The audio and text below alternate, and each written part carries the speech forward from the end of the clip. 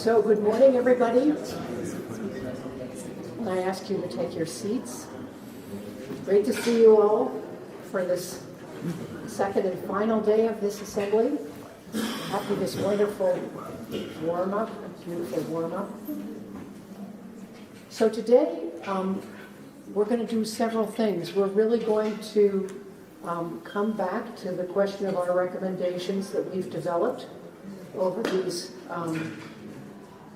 4 assemblies, and we're going to verify that indeed we feel that these are the recommendations we would like to make.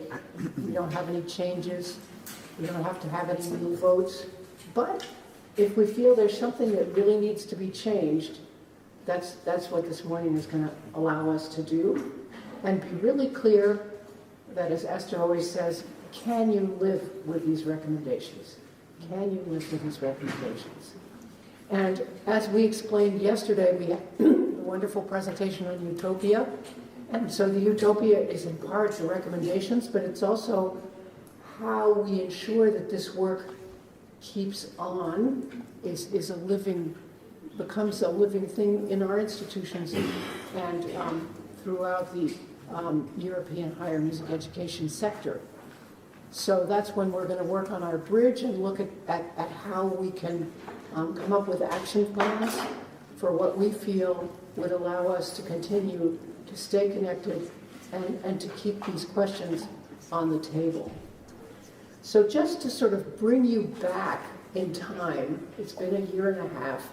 It's a long time. Not everybody was here a year and a half ago, but a year and a half ago we took as our starting point understanding power relations and hierarchies of power. So what we're going to do right now is that members of the working group are going to each give you a brief summary of what was discussed in each assembly, just to sort of put you back in the frame. And after this, we are going to divide up into 3 groups, and each group will look at one set of recommendations for one assembly. So right now, I'm going to ask Constance to share with us the summary of assembly work. Very good. Morning.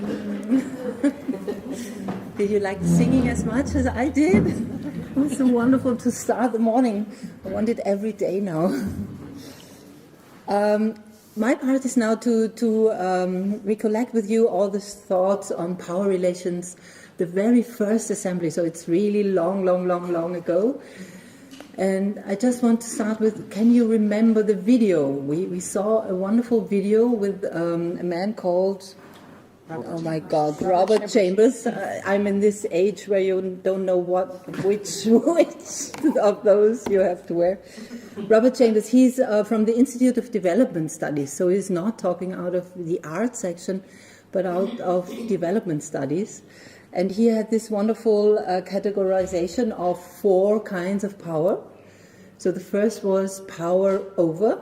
This is what comes to our mind immediately, to have power over something or not have power over something. Then power to, as the second kind of power, like agency, power with. That's what we are training here all the time, because it's a collective power. It's something a group of people is doing. Then the 4th kind of power, power within a person. It's our self-esteem, our self-confidence. And then he adds something which is really, really important for us. He adds a 5th kind of power to all of this, the power to empower. And that's what we are training, what we are giving our colleagues after our assemblies, because we know something and we power to empower. We give power to empower.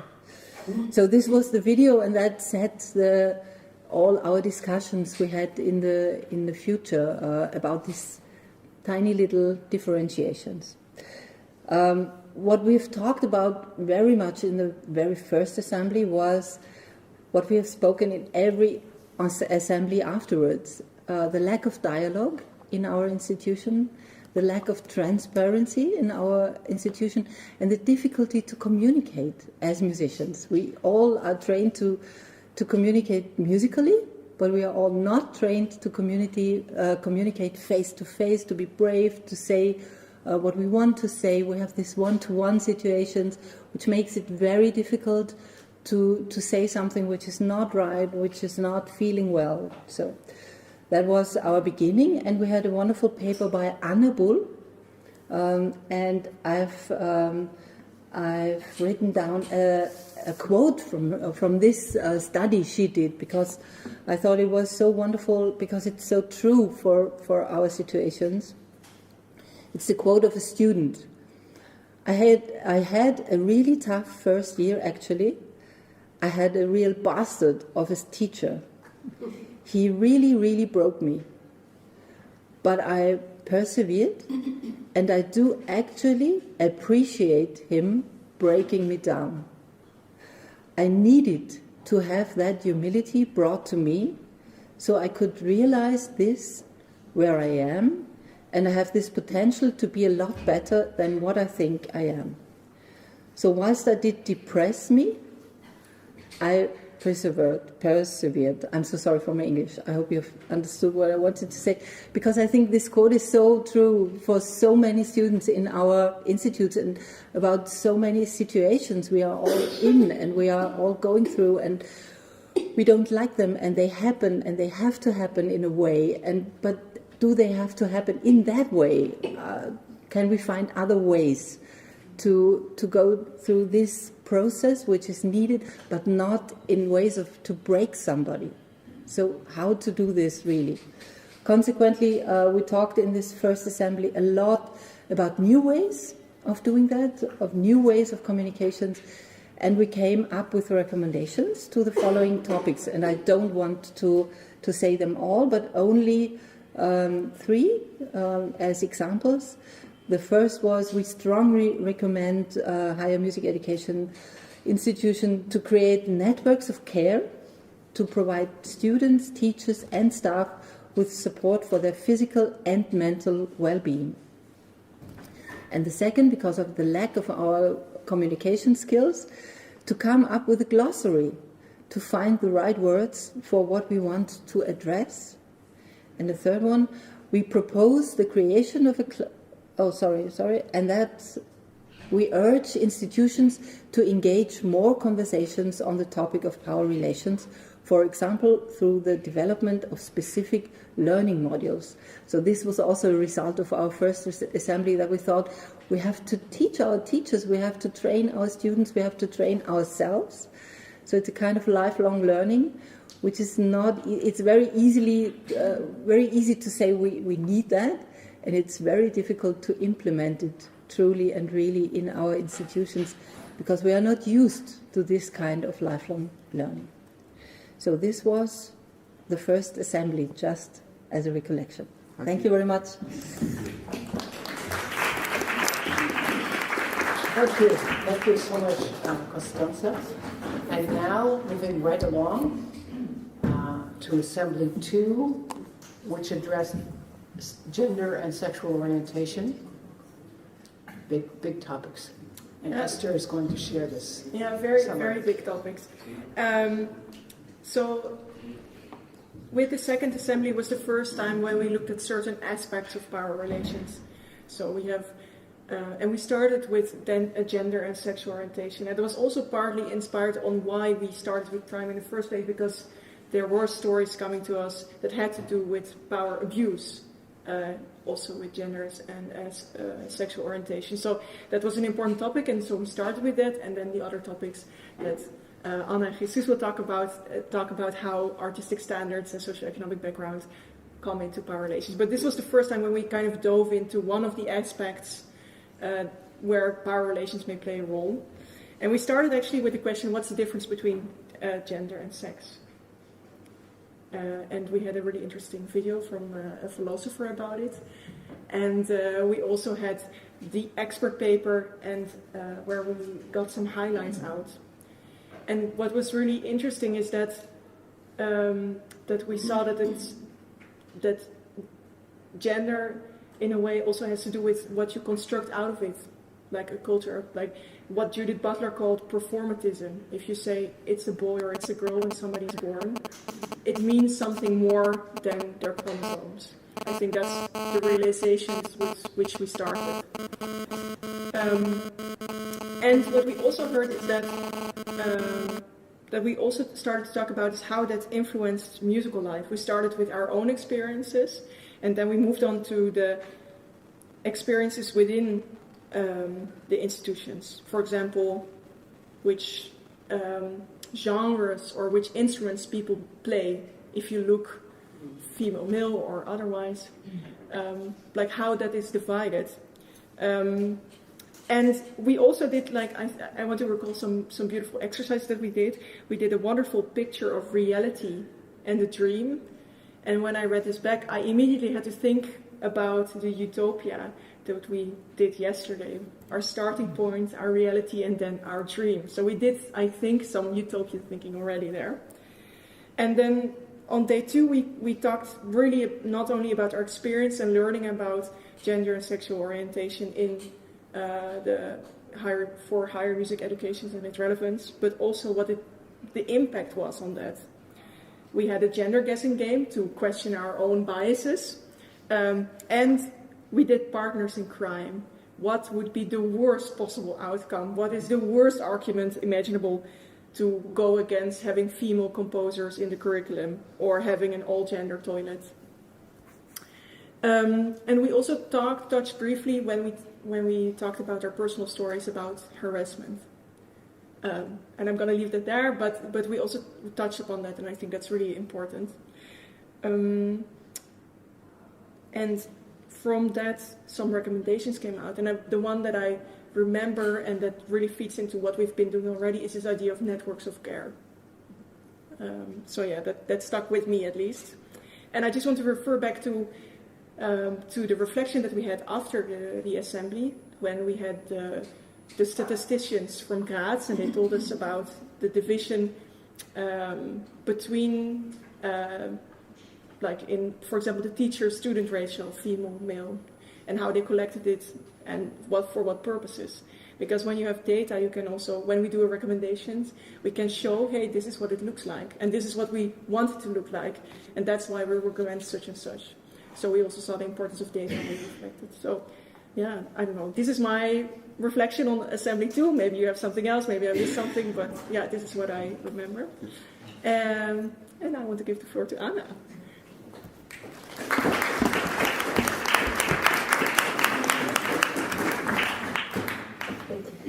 And then we came to San Sebastian and we met for the first time out of the Zoom box, so that was Assembly 3. Hi Deborah, I just and we were talking about how does socio-economical status manifest itself at our institutions, and we talked about disability, and we also noticed many differences between different contexts. So for example, we noticed that at some countries, students need to work to pay their studies. At some institutions, that is not mainly the case. Since we met in live setting in Spain, we had a wonderful opportunity to do some exercises in the real space. So if you remember, we did a privilege walk, so that was very, very interesting. Also, we watched a TED Talk with a disadvantaged student who is now assistant at Harvard University, assistant professor, and he posed a really striking question: who at your institution can't go home for a vacation? So we talked about it very much.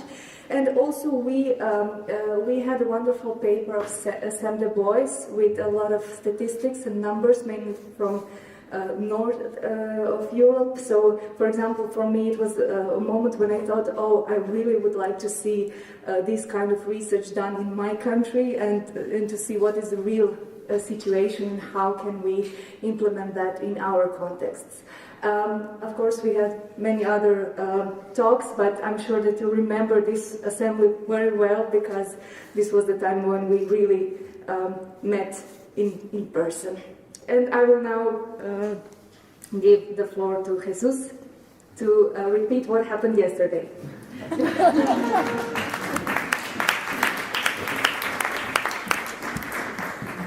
Well, it seems I shouldn't be here because it was just yesterday. So you don't need to be reminded of what we talked yesterday. But in any case, I will try to summarize the main issues and main words we came across yesterday, which some of them are very interesting and very much repeated. So I'll go through just a little bit. The topic we are dealing with in this assembly is quite tricky in a way, and I heard many voices saying that it's a difficult topic because all this kind of perspective it has. So we thought to make this exercise in little small groups to walk around and talk about it, to see what come across of your minds. And we heard that is very subjective, that is hard, that it has visible and invisible sides, that some gender issues inside this topic, and students prepare auditions without knowing the criteria.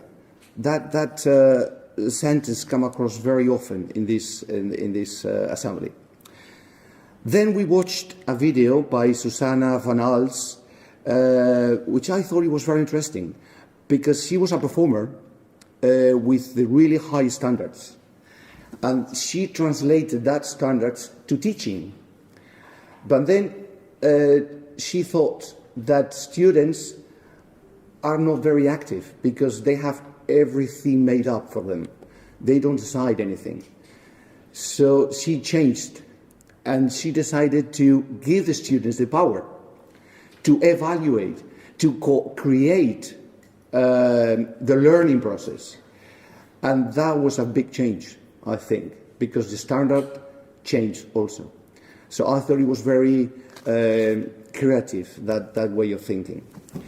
Then we had this, I thought it was good, the Mentimeter word creation, right?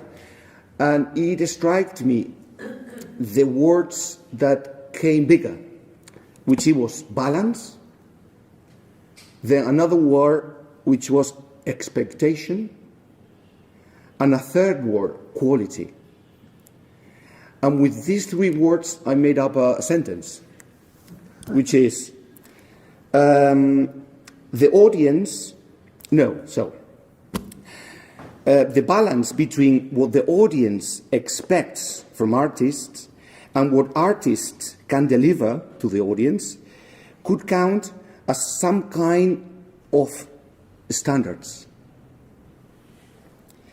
Other words that came across in the Mentimeter were empowerment, which we were dealing with this word all the assemblies we had, hierarchies from the first assembly, gender from the second, freedom, all the time we mentioned freedom, and imbalances. So it's quite interesting to know that all these words come back all the time in every assembly. And then we come to these three questions, big questions we made in groups: how artistic standards come into play, what kind of feedback is given, and what power is visible and what power is invisible. So we came with loads of answers about this. And somebody said that the judgment is affected by the mood of the jury. So the standards are changing all the time. So we cannot take for granted the standards. They change all the time. We're humans. And then we came to the utopian theme with a wonderful presentation by Alexandra. And as somebody said, I think Esther said it, we've been making utopian thinking all the time, really, because we are thinking of the future. We are in the present, we have some issues to solve, and we are trying to change it. So this is utopian thinking. So it really opened my mind when I heard her talk yesterday. And after that, we just had the recommendations, which I wouldn't go through them because we will read them later on. But I will just say a few words that came repeating themselves in every recommendation, almost all of them, which were assessment criteria, students participating in the evaluation process, external examiners, is that right? Examiners, sorry.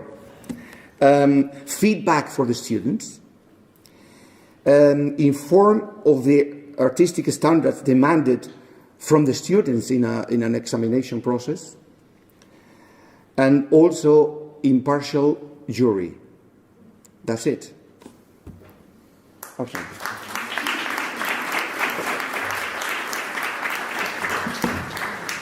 Thank you for these wonderful reminders of the journey that we have been traveling on together.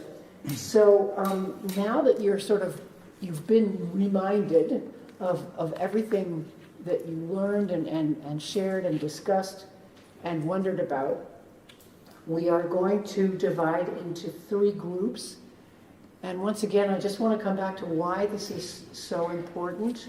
And we had this example in the Third Assembly where there was a disagreement about some wording, and we have opportunities, if everybody is not in agreement, there's a possibility to have a minority voice.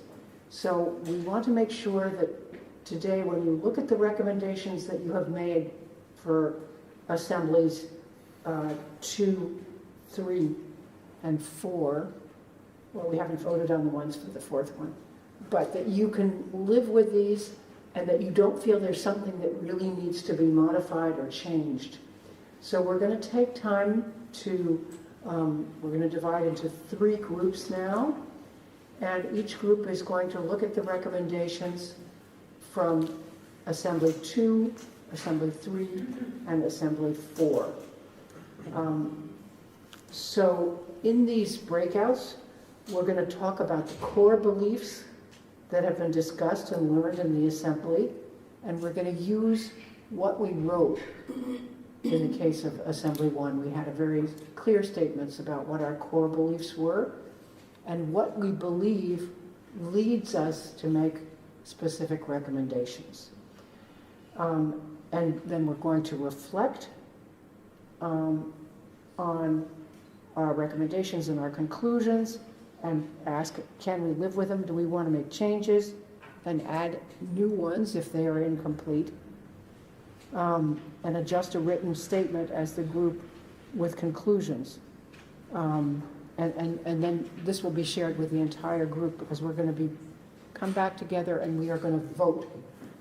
This is really a major outcome of this project because the idea is that the recommendations that you make will then be presented to the European Association of Conservatoires in their next Congress as policy recommendations that we would like to see implemented throughout Europe.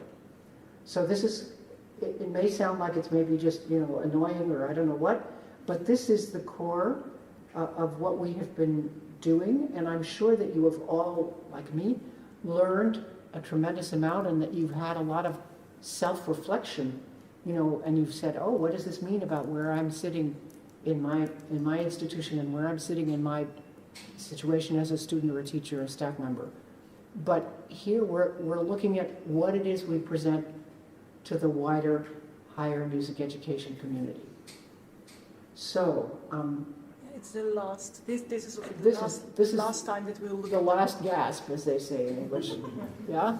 So we're not going to come back to you 45 times more and say, oh, did you really like this? Did you like this word? Or you want to take this word out? Now's your chance. Speak up. And in English they say, forever hold your peace. So that means speak up and say what really matters. And there's no right or wrong answer. This is really, we've been through a joint educational thought process. And so, we're empowered to have this conversation and to make these recommendations. Yeah, shall I do the dividing? Yes. Yes. We have 3 groups, and I propose that each duo of moderators goes in each corner of this room. So we have Deborah and Gretchen. Maybe you can be in this corner for the assembly on gender and sexual orientation. Last is in we asked Deborah to step in.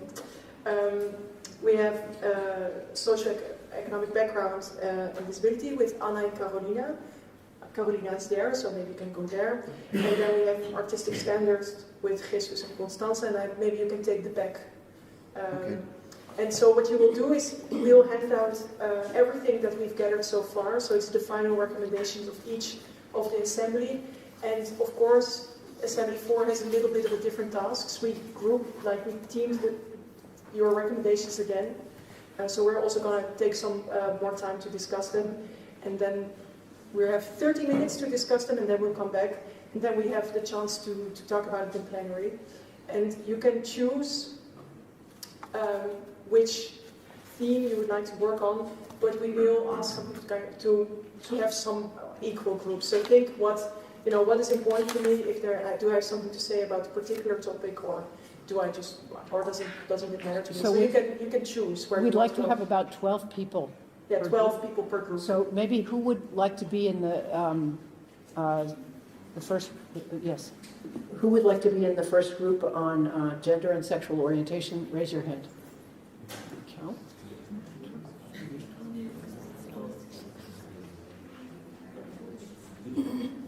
Okay, all the people who've just raised their hand, you're going to come here.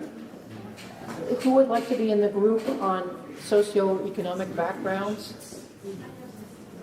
I'm going to just count.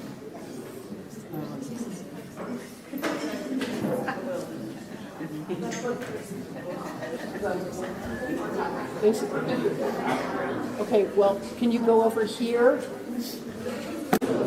Yeah, we're starting with this. Okay, can I ask you to please stop your conversations? I know they're all wonderful. We love talking, we love sharing. So now we've had these conversations, which I can say for the group I was in, really, really interesting. And we want to come back to you with each group's recommendations and possible modifications of recommendations.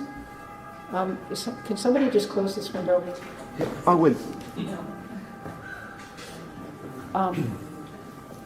So for group 2, I'm going to speak because I was with this group.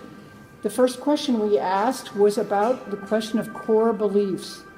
So as you saw in Assembly 1, we had statements of core beliefs about power relations and language and tools and processes and spaces that we wanted to, that we felt were important. And in our group, we felt that these statements could be used again. In other words, that we didn't have to invent something new, that they were broad, and that they really covered what we were addressing in Assembly 2. So in other words, our thought is to take the same core beliefs that we had for Assembly 1 and repeat them before we come to our recommendations. So then we spent time on each recommendation. When we read each recommendation and where we thought that there could be improvement, we made suggestions. So the first recommendation, gender balance, we urge higher music education institutions to strive for gender balance in recruitment of all teachers, staff, and students. There was agreement that the word strive was the important word here because it means you try, you aspire to that, but if it's not possible, you aren't going to force yourself to do something that's not possible. So it's we strive. There was agreement that this was indeed the recommendation we wanted to make. For awareness and training, we urge higher music education institutions to raise awareness of issues related to gender and sexual discrimination through ongoing mandatory workshops and training for students, teachers, and staff. These should include gender-appropriate language and behaviors, information regarding institutional policies, and support systems relative to discrimination or harassment, and advice for teachers. Our group felt that this stood and didn't require any modifications. In the third item, safe teaching and learning environments and safe spaces, we had some discussions about the question of internal and external reference people or experts. And so we had a discussion about whether the word toolbox was clear. So we would suggest the following adjustments. We urge higher music education institutions to create safe, inclusive, and equitable teaching and learning environments through development of tools, including regularly updated and clear policies regarding sexual orientation, harassment, or discrimination. We further recommend the creation of both internal and external safe spaces in which students, teachers, and personnel can confide in trusted experts. So in other words, we have places within the institution and outside the institution which are safe spaces where people can consult with experts. And then outside's gone? So outside is gone in the last, yeah. Yeah. All right. I'll just highlight everything so that people can see what the original was and what the new one is. I'll figure out a system. And Deborah, did we say appropriate tools or did we just say tools? We just have tools. Okay. So then, appropriate tools. We all agreed that the fourth recommendation about policies was a strong Guys, recommendation. can we keep quiet, please? We're late. Sorry. It's just really important. Thanks. Okay, we recommend higher music education institutions develop comprehensive policies and procedures relative to gender discrimination in all its forms. Students, staff, and teachers should be made aware of their rights and responsibilities in this regard, as well as procedures by which they can register complaints regarding gender discrimination or harassment in any form. The group was in agreement with this statement. There was no desire to modify it. And in recommendation 5, it's just a question of changing where the words go. But here we would like to write, we urge higher music education institutions to make information and institutional support systems regarding gender and sexual orientation, discrimination, or harassment widely visible. So it's just widely visible, changes the place where it is in the sentence, but it should be clearer. We had a big discussion about what it meant to be visible. And this is also a language question.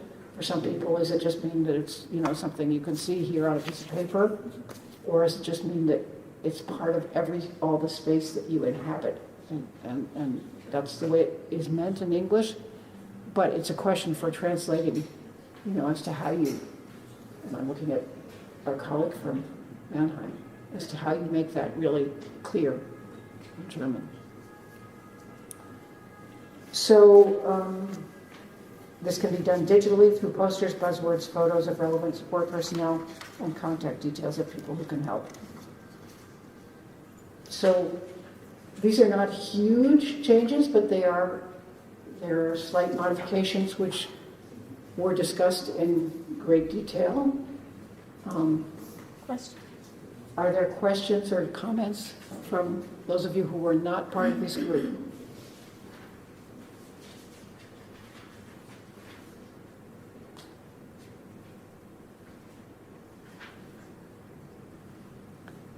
Is this something you feel you can live with?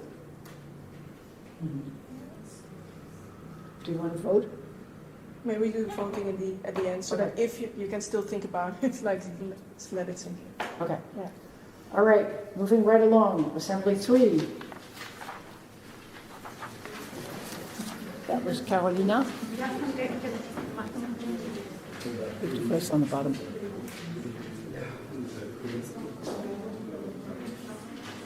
Hi. Okay. All right. So I will just quickly I try to summarize what we were speak about in the beginning, and then Anna will take the floor with recommendations. So we spoke about our core beliefs that we believe the need to minimize the difference in practice and real life between people who are privileged and do not know about that, and people with disadvantaged people who know about that. So this is just to bring them to the same level and to achieve the balance between two groups in the equal treaty within the higher musical education societies. And we will prepare training and knowledge, so this is very important, about how to learn how to speak in non-harmless way, and how to act. And so we were discussing that really workshops at the academy get knowledge by the staff working at in the institutions is very, very important. We also learned that, for example, not all exercises are for everyone. For example, we talked about privilege walk, that it might cause some problems in schools, and so this is the knowledge. The knowledge is very, very important here. So also we talked about the need of the experts in place in the institutions who can provide that knowledge, people who really knows the topic. And then the authorities also need to have the knowledge. So, for example, they prepare the applications for people, standardized applications, and then students, for example, with visual impairment, yes, is this the right word? Okay, so they have problems in putting electronic signature to that. And so the knowledge needs to be provided on every level from the institution. We underline that access, it is not inclusion, so reminder.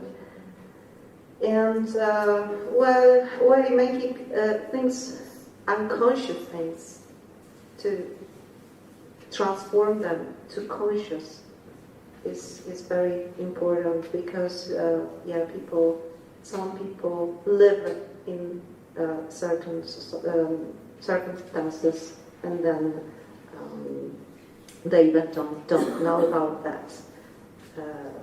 We talked about social economical exclusion in this case.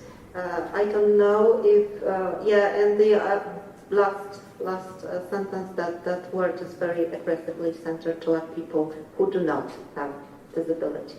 So this is briefly what I could say. I don't know if I missed something, but no, enough. And thank you, Carolina. Thank you to the whole group, because it was a very nice conversation, and I think that we really developed these recommendations in a very good way. We changed some details. So I will just say that in the first recommendation, in the second sentence, therefore, we recommend mandatory training programs, because we talked about the need for all teachers and students and staff to pass those training programs, because knowledge was really as important value that we believe in this whole topic. In the second, we just changed the abbreviation Higher Music Education Institution, and then institution, so something needs to go out. That's it. In the third one, we changed, in the brackets, we put students with financial, physical or mental health issues. so physical or mental health issues, in order to be more clear with health in general. And also, in the fourth recommendations, we did the same thing in the second row, or other physical or mental health issues, without brackets. And what we did also in the fourth one, we in the first row we removed one word students, prospective and current students, because it's too much.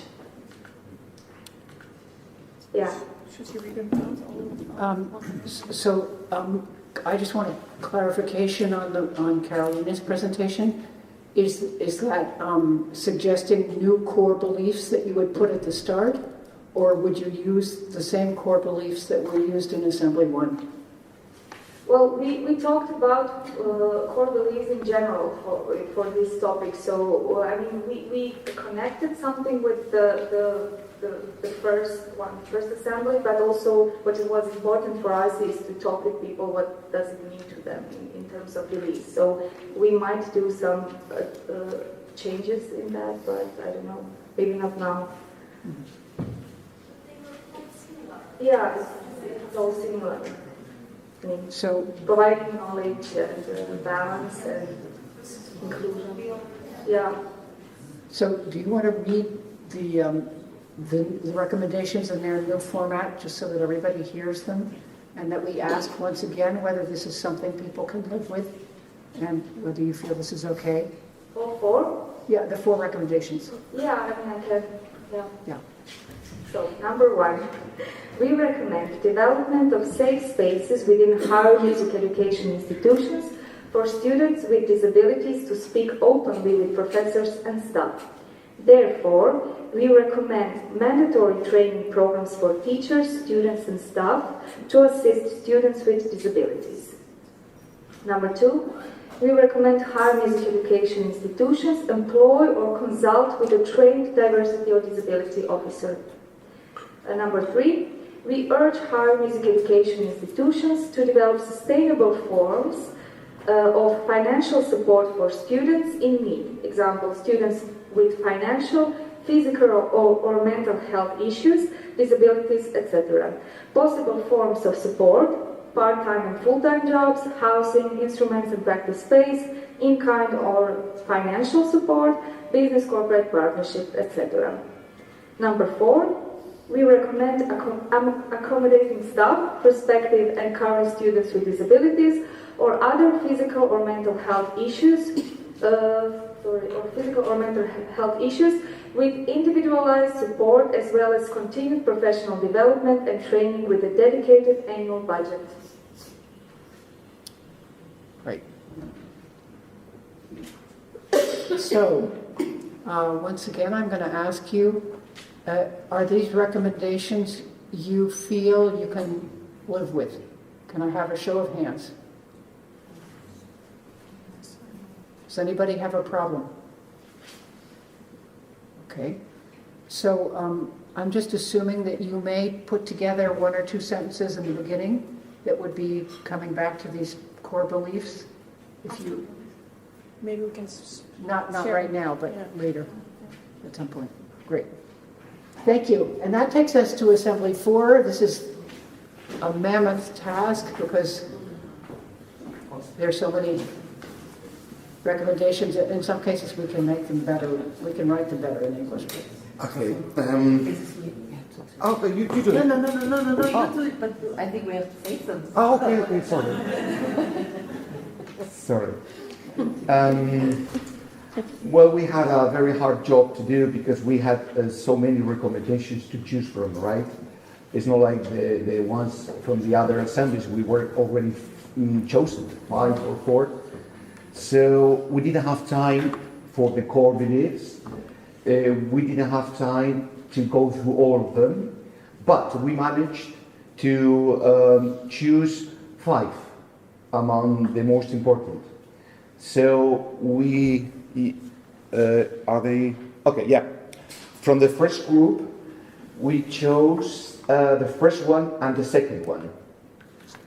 But we made some changes in the second one. So we suggest establishing criteria. So we jump from no, you cross out checklist integrating all assessment. So we jump from, we suggest establishing criteria, that are or is being assessed at each examination and audition.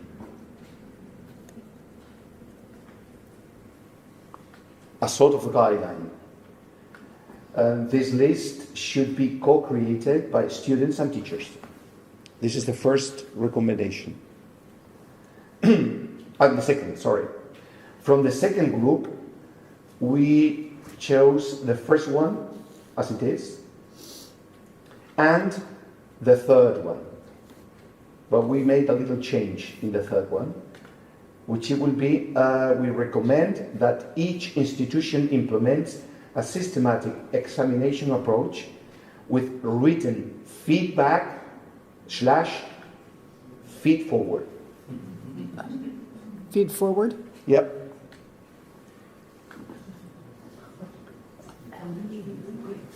Wiped out the written. Yeah, where was that? Sorry. The written. Oh yes, that's right, that's right. Yeah. And we don't use the written feedback, so just feedback. Thank you very much. I forgot to cross it out. Sorry. So it just ends it with feedback, with not delivered in a constructive. Yeah. We maintain the whole sentence afterwards. Okay. Yeah. Then next page. From the examiner's profile, we've chosen the first one as it is.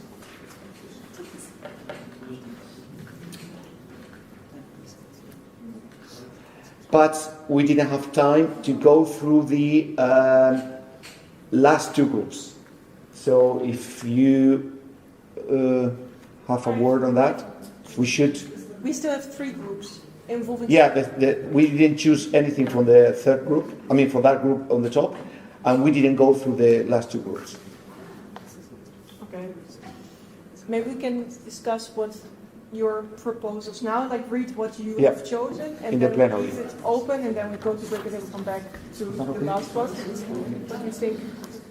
Yeah? Did everybody hear that?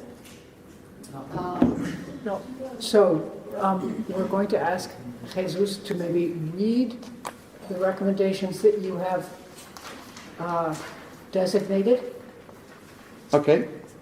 For a start, just and maybe for each recommendation, we can ask if the members of the Assembly can live with this, if this is something that they agree to.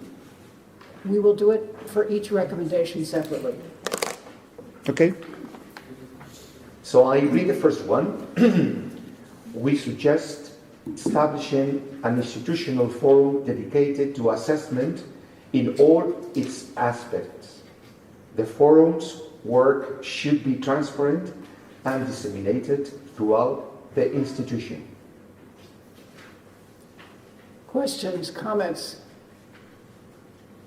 Is that something you would like to see integrated into our final policy recommendations? Show of hands, please.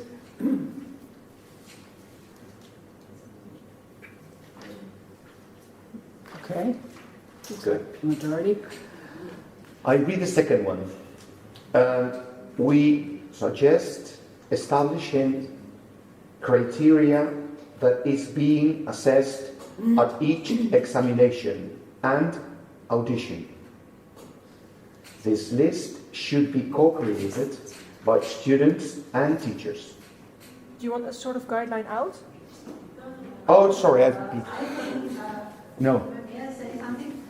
I think that No, we in don't our want- discussion we had the following sentence. We suggest establishing a guideline that is being assessed at each examination and audition. But Not criteria. That's my remembrance. Yeah, do you agree? Yeah. You could actually, sorry to be picky, but you could say we suggest establishing criteria for assessment Okay. for each examination. Yeah, Okay, that's better. that's better. And I think we could take out that sort of guideline, because that's a kind of it's a funny expression. So we suggest establishing criteria for assessment Thank you. at each examination. Or for each examination. Examination and audition. That was quite. This is a bit of messy, but yeah. And then this just goes out, right? Yep. So we suggest establishing criteria. Sorry. What I have now is we suggest establishing criteria for assessment for each examination and audition. This list should be co-created by students and teachers. That would be the final one. Yeah. Okay, questions, comments? How would that work? Okay. This list should be co-created by students. I don't understand. What's the purpose of it? Because if there is a professor that he is got the privilege and maybe to express some kind of Sorry, we can't hear you. Stand, please. judgments. I think the role is for the professor to express some variations, if you will. Some variation of it. I don't understand why the students could be in the could be the co-creator of the criteria, because if there is a role, the professor got the role because he worked there. Okay, so this is a question of whether we should include the students in the establishment of criteria. There is a role. Okay, so we hear what you say? I think it's just for the possibility to have students choose what they want to be focused on for a semester. Like at the beginning of the semester, the student can say, oh, I would like to focus on phrasing this semester, and then the teacher includes that in his own assessment, even if he didn't have to criteria. So, Dago? Yeah, but this would tend to be done individually for each student. Wait a second. Wait, just get the microphone, please. Good point. The idea is beautiful, but it would have to be done individually for each student, and this way it's not equal. So this way the criteria would differ on every student. So this is in some point of discrimination from my point of view. So I think that even though this is beautiful, it shouldn't be included. Like as Margarita said, like the professor role is to know what the student should do. If the professor doesn't know what the student should do, the professor shouldn't be the professor. And if the student doesn't know what the professor is doing, then choose a different professor, and that's it. That's also very beautiful, but sometimes there are professors who really doesn't know what to do. And they feel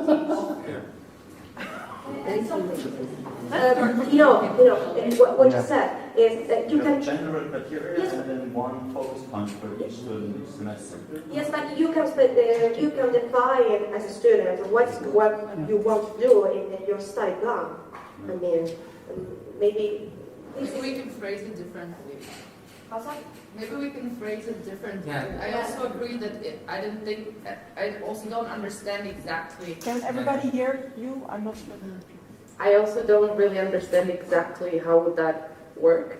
And also I do agree, while I do as a student want to have, influence into what we do in the lesson, I don't think that it should be phrased this way, that it seems kind of equal, because I also don't see it. How should it work? Would you like the word consulted? Yeah. That's it. Yeah. Can I suggest? Sorry, I think we were not talking about the system of teaching and the semester. We were talking about the examination and the auditions, not about the teaching plan. This is different. Not a teaching program. Maybe instead of saying the list should be co-created by students and teachers, we could say the students' focus should be considered in creating this list or something like that. You know, like to include some student input into the creation of the criteria. But this is an examination. We're talking about examination, so it's Anya. So wait a second. What's the proposal? The students' input should be considered, or the student focus should be considered? Yeah. I don't have the right phrasing right now, but should be considered.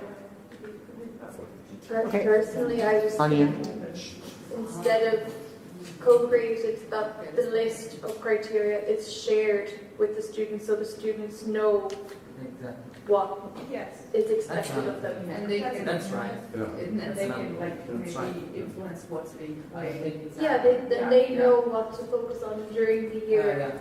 For the examination. For the examination. So consulted. Somehow is consulted. Yeah. Okay. It's just phrased it in a way that it could incite some doubts, because co-creating means that the student, at least to me, co-creating means that probably the student has some saying in the evaluation. So, I don't know. I think we just phrase it that way. No. This is criteria shared for the students involved in creating the list. Anyone else? There was somebody in the back there. Did you want to say something with? I don't. So Anya, can you read your proposal? Just to make your proposal.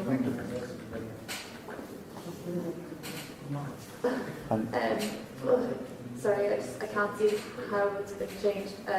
Basically, just instead of students to be co-creating this list of criteria to share this list. Shall we read? Shall I read out what I? So what I understand, I will read it out also for the others. So the second sentence is, this list should be co-created by students and teachers. And there's confusion of what that would mean. And so we've heard from people whether that's the role of the professors, whether it's about teaching, or whether it's about examination, whether it could lead to discrimination, and whether they then have an equal role in co-creating this. And I've heard now two proposals to replace the second sentence. One by Zerin, the students' focus should be considered, or from you, what I've written down, Anya, is the criteria should be shared with students. So those are the two different proposals for phrasing the second sentence. The criteria should be made by the teachers and then shared with the students. I think it's important to include that part. But isn't the sharing part already in the other recommendations that that says communication and the paragraph down? I think actually the first recommendation was about that. The forum is exactly the co-creation place that we're talking about. So I think we could strike co-creation, use the students' input should be considered, because we have already have it in the forum. Because, well, that is said in the second group in the first phrase. Okay, I'm gonna moderate a little bit more this discussion so that everybody with a mic only speaks. Because unless we can all hear each other, I think it's important to do that. Also because somebody in the back was raising their hand, and then we may not see that or hear them. That's no problem. So I'm gonna moderate it a little bit more, or maybe Gretchen, we can do that together. So to structure it a bit more. So we've heard now from the middle to adjust the sentence that Anya said, the criteria made by the teacher should be shared with students. So to specify what I understand from your proposal, that the criteria are in fact made by the teachers. You want to specify that. All right. And then, Tino, I'm going to get back to you, but first I'm going to go to, I think, Babel, you had... No, it's okay. I'm just surprised that at your universities you don't have criteria for your studies. I thought it's like the program is something obvious, but nevertheless, that's okay. But I like the idea of being that it should be short and Okay, so what I'm hearing from what you're saying is that you're surprised that this criteria is apparently not clear for everyone. I think that's what I understand from the general gist of this recommendation, is that not always are the criteria clear before an examination takes place, and that's why this recommendation is in there. Ooh. I think we misunderstood each other. We are not talking about the teaching. It is about the examination. And so we include the students somehow to know what we expect from in the examination, so that they know exactly what they have to do, not what we are going to teach. This is our stuff. It's about setting expectations. Tino, did you want to say something about which, how it compares to the other recommendations? Yeah. I think we should brought up a little bit. The first recommendation is talking about the forum of to have a transparent assessment of the criteria. I think this forum is what the second sentence is supposed to talk about. The co-creation of teachers and students, I think, is the forum. So it's not each lesson, each year. It's a general forum where once a year or once a semester representatives meet and talk about the criteria. I'm now gonna slightly interpret what you're saying, so correct me if I'm wrong, but you're basically saying the second sentence is redundant. We don't actually need it. We can just keep the first sentence. Is that what you're saying? Mm-hmm. I think so, yes. I would like a second sentence, but more to say that the input is considered. I don't think the second sentence is, the way it is now, it is redundant. I think so, yes. But I think we should keep a similar sentence as to have the students' input or focus still be considered within that second sentence. All right. Okay. I just want to come back to the conversation yesterday where there was a feeling that there was a real problem around the issue of feedback. And that was a big subject area, that feedback was not always given in written or clear form. And so I think that this emanates from the feeling that there's not clear feedback. So starting by having clear criteria, yes. Sorry, if we scroll down to the next section, which is clear communication and transparency around feedback, if you read that first recommendation, it kind of includes everything. Can you read out the... Yes, we recommend that institutions introduce and implement a clear system of assessment criteria made available to students, teachers and examiners. And we said this would be the first recommendation of this part, because it's the overall recommendation. So does that mean we take out this second, we suggest establishing criteria, blah, blah, blah? Because it's taken up in the we recommend clear system of assessment criteria. So can I just have your raised hands if you agree that we recommend that institutions introduce and implement a clear system of assessment criteria made available to students, teachers, and examiners. That is sufficient. Can I have your raised hands?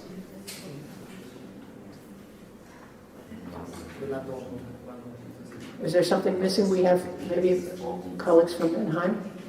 Is that okay? So you have comments?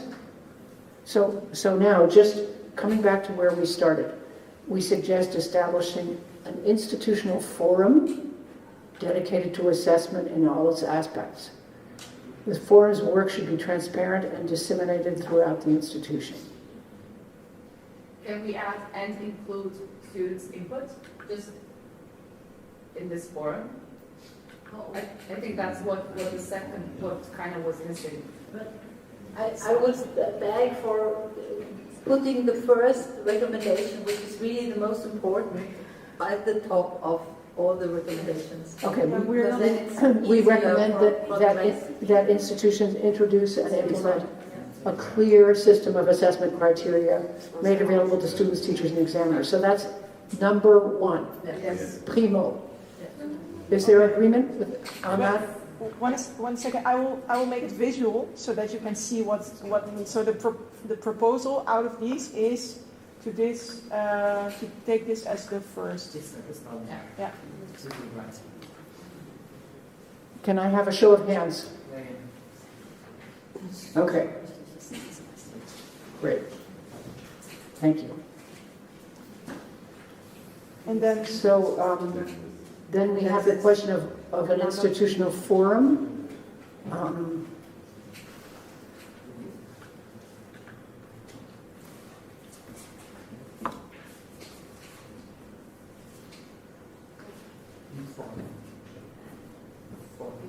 Four is red, completely red then. Four is, sorry. We quit four, so we yeah. make it red. So maybe we can say that this one, the one that we've been discussing, that we completely deleted. If we can now agree on that. Okay. Are people in agreement that we remove this statement? Yes. Okay? Yes. Got it. All right. Now we have the question of written feedback. That was, we recommend that each institution implements a systematic examination approach with written feedback delivered in a balanced and constructive way. We crossed out written, just feedback. Yeah. Because of different universities doing different feedback styles, so just from what we were talking about yesterday, I think especially from the student voice, the feedback is an issue in particularly some institutions around Europe where feedback isn't clear enough and it's sometimes not even present at all after exams. I think written feedback is the strongest feedback you can get because it's on paper. They can't change it later on. They can't change how they feel later on. It's the strongest feedback that you can get as a student. But I know there's issues around payment and time and resources, but is it? I think it's so important that maybe you have to put money towards it, you have to put resources towards it, you have to put time towards it. I think it's so important to the development of the student and their time in college that maybe it's just something that we have to dedicate these resources to, even though I know it's very difficult. So here we're talking about the question of whether feedback needs to be written. Is there somebody else who wants to join in? I just wanted to ask Helen, what do you mean by payments? What are we talking about? I completely agree. I just wanted to know. So when we were discussing this recommendation in our group, there was a discussion around, in some institutions, particularly external examiners, you can only have external examiners for a certain amount of hours, and they go through so many exams during that week of assessments that actually they've already done that amount of hours and they can't add any more. So if we were to include written feedback, that would take like an extra 10 minutes per exam at least, and that's adding a lot more time, and they've already come up to the complete requirement of the time or whatever. So I think maybe institutions will have to look into how they really need to expand those resources to facilitate this, because I think it's very necessary that they facilitate this. And if it does cost more, maybe, I know this is very utopian thinking, but they need to pay it. Okay, do we have any further comments about this question? I also saw McKay. McKay, did you have another comment? You raised your hand earlier. Okay. I think maybe if we change it to concrete feedback, it doesn't have to be written, but some kind of recording maybe, or something that you can revisit and still look at even after you're done with the exam. I think that's Lara? Well, in my opinion, written feedback has a very big disadvantage, and it's that you're not going to say so many things as you are going to say when you are speaking in person to the student. So I really feel that that oral feedback is better, works better. You can be asked questions and everything. So maybe it's much more simple what you're going to write than what you're going to say. That's my opinion. Okay, so we have two. Yeah.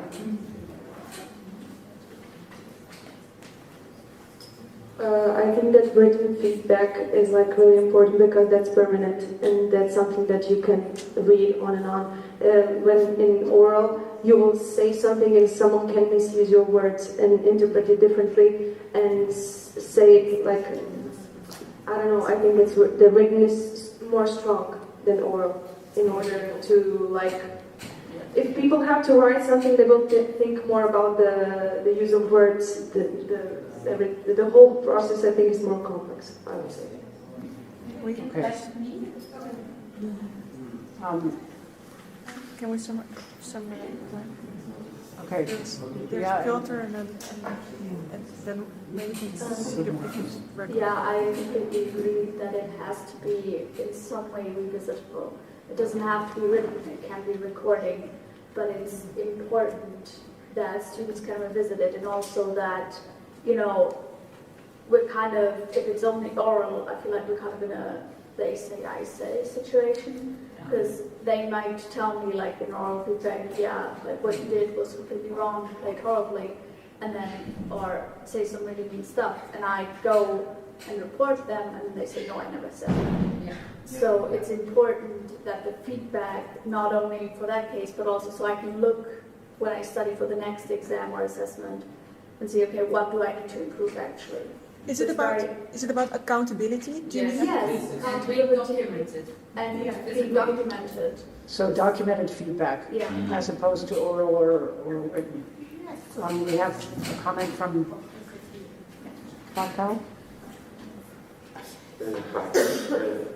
Actually, I couldn't agree more that the feedback after exam is totally crucial. It's much more important than the mark or whatever. Who cares about mark? You are in the academy or in the university to study and to develop, right? So you need some explanation, you need some information for yourself. But I think we have in our academy, we have this reviews, let's say, we write a review after the diplomas of students. Actually, last week I was writing 2 or 3 reviews after diplomas, and I had to print them and bring them to the dean's office and the documents. And I think we are creating plenty of papers who are never read. And of course, there are. If you want to, if you are a student, you go to the office and you ask for it. You can check it. But I think nobody's there and nobody is interested in that. And from my perspective, I can say that it's a lot of work which is not really used actually. And I think that the oral feedback could be a good option if you, for example, after the exam, you offer the teachers offer their time for students to come to discuss, to talk like freely. Okay, this is a can of worms. I think we may never get out of it, but we're going to have one more comment. Yeah. And then we're going to just move on here. We may not finalize this. See that it's really. Well, the diploma or the examination is not documented, and you can. It's over. You play, and then you get the comment from the teacher. So so even if you have a written paper which says you did this and this, probably you don't remember what you did in reality. You know, because you cannot listen again for your playing and say yes, they were true or they were not true. It's a comment of a moment which is gone, and I don't think that the written thing could help you because probably you don't remind really what you have done. Well, I mean, we also had in the videos, Jean Vanels explained that there were students who were being asked to give their assessment of how they performed. So this does exist. I don't know, Anya? Yeah, just so in Ireland we get a written feedback usually within 48 hours, so you do remember what you did in the exam. I think that might be crucial as well. Okay, you know what, I don't know that we're going to resolve this today, so I suggest that we keep moving here. So, I mean, I would disagree with you. To be honest, I think that we have that's what I want to like just to revisit what we've heard, to see kind of whether we heard correctly and why it's important, because indeed we've heard many different opinions. So the question whether to do written or documented is on the one hand, is it useful or does it only cost extra work? I heard that point of view, like also practically, like, hey, what does it cost us? What's the extra work? What's it worth? And on the other hand, you hear people that are for some type of documented feedback, that it's that teachers are accountable, so that and I've also heard something to prepare you for the next exam, so that you know what to work on. So there's actually the recommendation. We can just simply, I think we've heard enough. People have made up their mind, and we can just see simply how people feel about it. So the question is, do we remove written, or do we replace it by documented or like a revisitable? I think we have these two proposals and two clear lines of thoughts about that. That's what I'm hearing. And then we can see how everybody feels about that. And then we can either include it, or we can include it as a minority report, or we can not include it, depending on how you all feel. That's what I've heard. Do you make mention? But yeah. I'm sorry. Okay. All right. Can I just ask if we take the two words written or documented? Who feels strongly about written feedback? Please raise your hand. Sorry. Like we have to, yeah, you have to be more, to keep it or to... Do we want to keep written feedback? No, but that's a different question than you asked before. Written or documented is different. I was actually taking the two words that came up, which were, because there was a big discussion about the kind of feedback you get. So is there a feeling that the word should be documented feedback, which could be a recording? Yeah. Can I have a show of hands? Documented feedback. Okay. Can I see who disagrees with that? Because that's easier to count if there's any like... Who disagrees?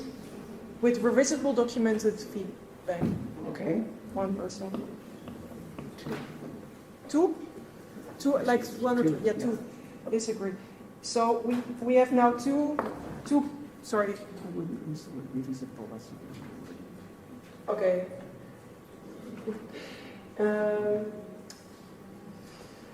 Multitasking. It's a challenge. So we have now the proposal to say we recommend that each institution implements a systematic examination approach with feedback/feed-forward delivered in a balanced and constructive way, without anything. Or we have the proposal to recommend that each institution implements a systematic examination approach with documented feedback/feed-forward delivered in a balanced and constructive way. Those are the two sentences that we now have. I mean, I don't. So do we do a show of hands for documented feedback? Yeah. Okay. So I'm going to write a sentence with documented, and then on the top, and then we can see whether everybody feels okay with that.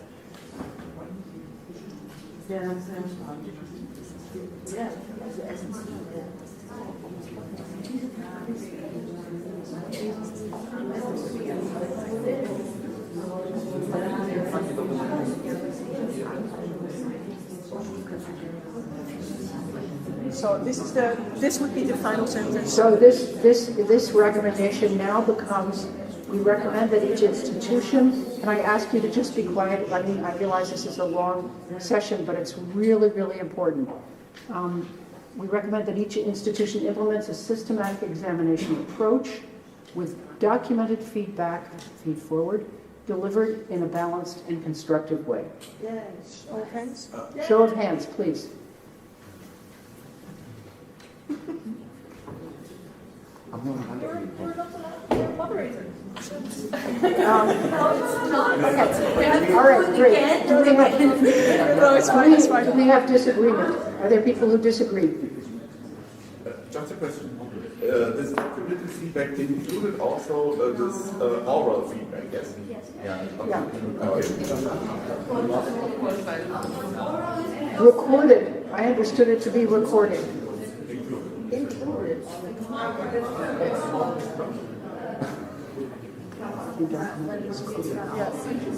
Okay, so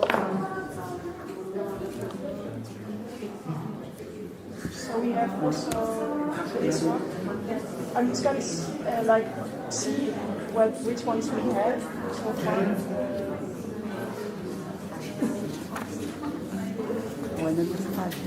And then we recommend that appointed external examiners are suitably qualified to act, I think, with a proven track record in education as well as performance. So this is the last recommendation that we are going to discuss now for this section. Yeah. All right. Comments? We recommend that appointed external examiners be suitably qualified with a proven track record in education as well as performance. Much better. So this is out. Wait. That appointed external examiners be suitably qualified, with a proven track record in education as well as performance. So that's what it would look like. Pablo? I'm not sure if I got it right. That doesn't mean that we require every exam having external examiners, so what does it mean? It means that when there are external examiners, that they have both pedagogical background and a background as an artist. Yes, that's it. So can I have a show of hands, please? Is this okay? Is there somebody that has questions? I see some frowns. Yes. Is there questions or disagreement? Is there a comment?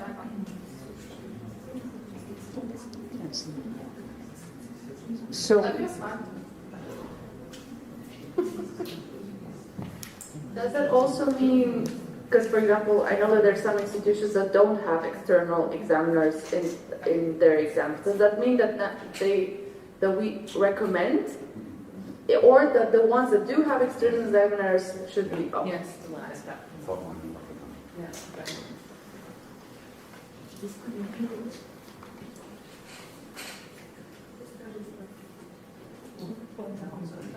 I think it's important to point out that the external examiners should be, but it's not the recommendation. Yeah, I want to say that there should be always external examinators on the entry exams. They're not yearly exams, but it's a whole other thing. And I realized that as I was speaking, so I'm sorry.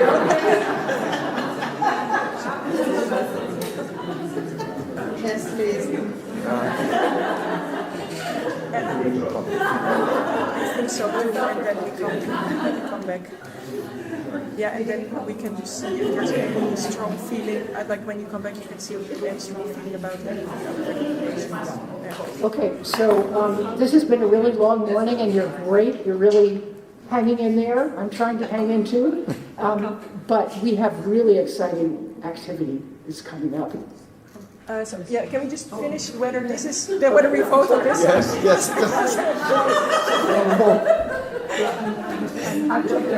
Yeah. Okay, so the for now, like I realized, so we haven't gone through the entire list, but this will be for now the last recommendations that we vote for regarding artistic standards. And so the sentence now is, we recommend that appointed external examiners be suitably qualified with a proven track record in education as well as performance. Of course, that means if there are external, not that everybody should have, but if. Yeah. But couldn't we add this? We recommend that if there are appointed external examiners, so that it's very clear. In the case, of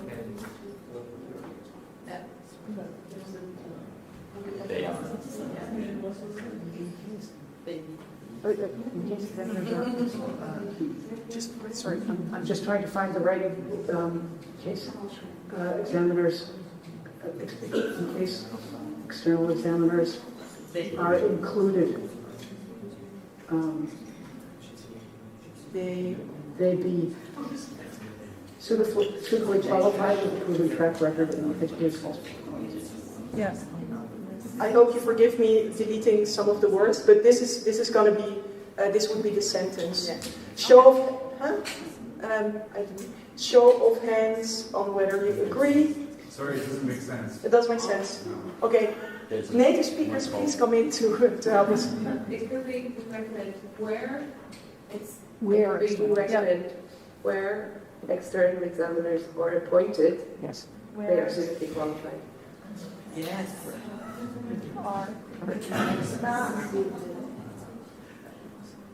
Like this? Yeah, with a space. Yeah, space in between. And I deleted space here. Yeah. All right. It's that's in the details. All right. The raise of hands for this final. I feel like a great. Okay, 50 for the cow, 50 for the cow. Okay. All right, great. Is there anyone that has serious issues with this sentence or with this recommendation? I don't think so. Okay, I'm just going to copy paste it to the top so that we can see what the 4 final recommendations are for.